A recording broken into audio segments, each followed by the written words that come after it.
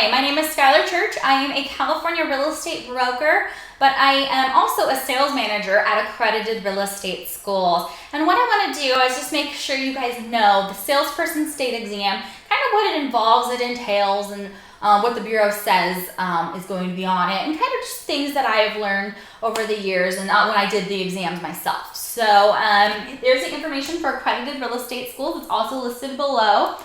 But the Salesperson state exam for California for the real estate license, what the format is it's 150 multiple choice questions. It is an electronic format, so you take it on the computer at their location, of course. It is timed with 3 hours and 15 minutes to complete. The passing grade is a weighted 70%, and you will do it at one of their locations. So Sacramento, Oakland, the Los Angeles vicinity, San Diego, or Fresno. So that's kind of where they have their satellite offices, but their headquarters is in Sacramento. The best thing to know about it, though, because it is an electronic format exam, is you get your results immediately. So what they do is you hit the submit button, you go on out and you get a piece of paper from the administrator with the results, whether they're telling you passed or you failed. So that's the good thing about it being electronic. You get a note right away. So when I did my Salesperson, I actually did it when it was on paper, and I had to wait a week to get my notice. And I was like, should I keep studying? I don't know. I think I passed, but I don't want to let it go for a week, And I actually was on vacation. It was a fun thing. I found out actually in Denmark when I passed it. So it was kind of funny. It was exciting. It was very early in the morning that they posted it. And I know I spent a lot of money calling everyone that I knew that I passed it. So that was one thing, but it was kind of a good celebration that I passed. So nowadays, though, it's electronic, so you can go right then and there and you can celebrate. Or if you didn't pass, you know where your problem areas and you can study right away and you know everything. So it's a really great thing that it is electronic. An important note to know, though, about the state exam is it is qualifying in nature. The Bureau has that publicized everywhere.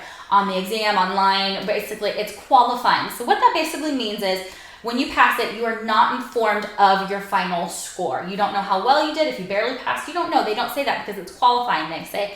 But if you failed it, they do provide you the notice. And so you're able to retake the exam right away, but they give you a breakdown on the areas of your actual score of where you were. So, if you had to get a 70%, they said overall you're about maybe at a 68%. And then in all of the areas, they give you a breakdown approximately of how well you did. So you can see, I need to study a little bit more on finance or appraisal or something like that. So that's the good thing about it. But the one thing to know, though, about those percentages that they give you, you can't just average them out to get your final score because it is a weighted exam.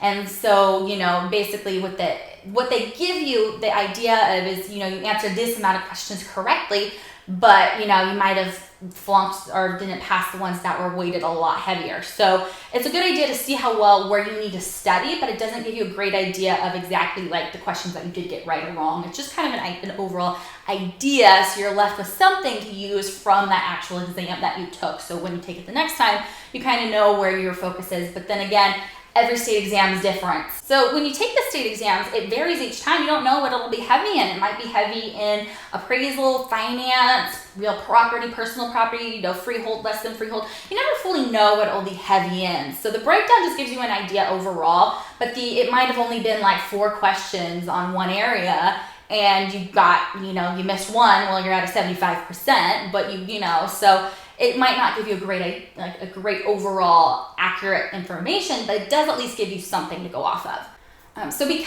this exam is weighted, just know that you can't get the majority for the 70% out of the total amount of 150 questions correct to pass. It just depends on how much each question's weighted. So you can't be like, I just need to miss this amount and I'm going to pass it. No, you might have to actually do a lot more of those questions right because of how they're weighted. So if you miss just a few questions but they're weighted a lot, you might fail the state exam because of that. And that is why you have to be proficient in all areas and topics covered.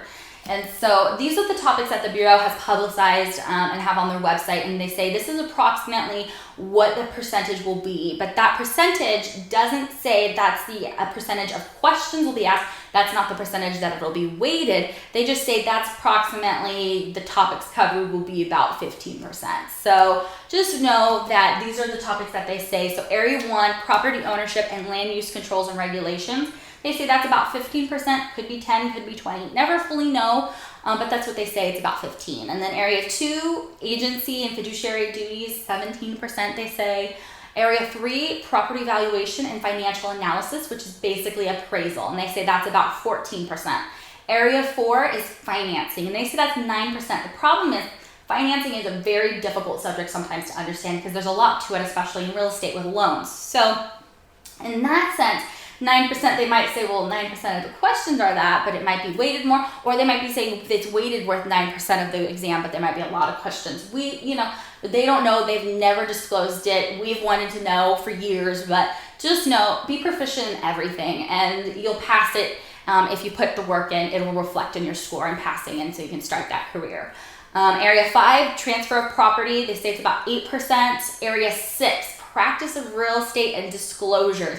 They say that's 25% of the exam because there's a lot of topics covered, because all of those other ones before and after are very specific. This one's kind of like an all-encompassing what you do out in the real world, but legally how you're supposed to do it. Because the state exam is all about the law and how they say it's supposed to be. It's theory. It's not necessarily how it's applied or practiced in the real world. It's how the theory of practice of real estate is supposed to be. That's why the state exam, they say it's 25%, because this is a big area to them and there's a lot of topics on it. Area 7, contracts, they say it's 12%. So that goes over the, what makes a valid contract, the different types, also the, if it's enforceable, unenforceable, and then also the types of agreements that you have if you're representing a buyer or a seller, the listing agreements, the purchase, the purchase agreement, all that kind of stuff. So this is kind of the breakdown of what they say. Take it loosely because, they can change anything on the fly. It just depends because all this says is approximately. Doesn't say it's for sure, it's approximate. So as long as you just put the work in and all of this, it should show in your results. And then as I was kind of mentioning, the real world versus the state exam. Real world is practice, what you're going to be doing in the real world, training from your broker. That's what you'll be doing when you're doing all this stuff. But the state exam is based on the law and based on the theory of it.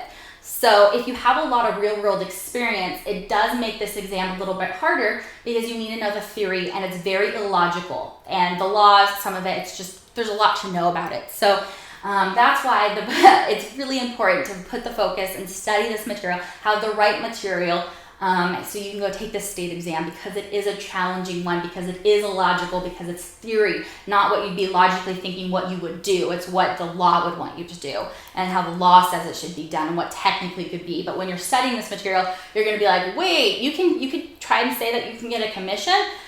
In the real world, yeah, that's going to be hard to prove that. You orally said that you would get that. In the real world, how would you prove that? But for the state exam, if they're for theory, you technically would be able to say that, that you probably would be able to get a commission. So, it just comes down to that and studying. It's really all about studies. So, after that, you passed it. You've done all the work, you passed the exam. Now what do?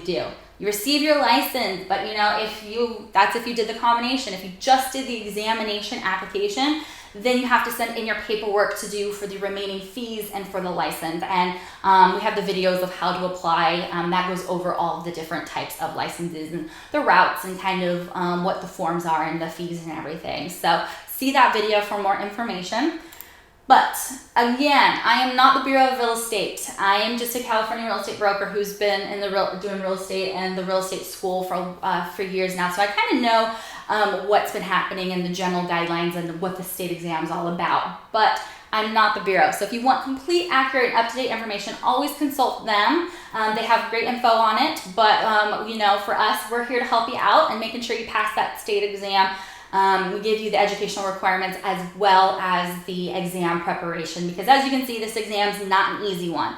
So don't be fooled into thinking it's easy, because the difficulty level has always been increasing throughout the years. They've been changing. The Bureau has been getting very sophisticated and high tech and stuff. So just know that everything is always evolving and changing. And that's why you want to make sure you have the right material. So if you're interested in checking out Accredited, I have the information below on this stuff too. But always check the Bureau for if you have questions or anything on this specific stuff. But you can always comment in below, and we can see if we can get you some answers. So thanks for watching, and check out some other videos.